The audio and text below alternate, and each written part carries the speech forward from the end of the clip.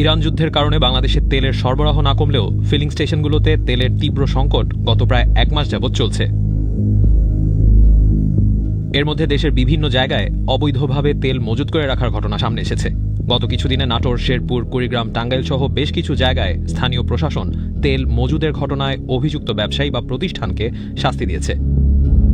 তেলের কালোবাজারি ও অবৈধ মজুতদারি ঠেকাতে সরকার সম্প্রতি পেট্রোল পাম্পগুলোতে ট্যাগ অফিসার নিয়োগের ঘোষণা দিয়েছেন।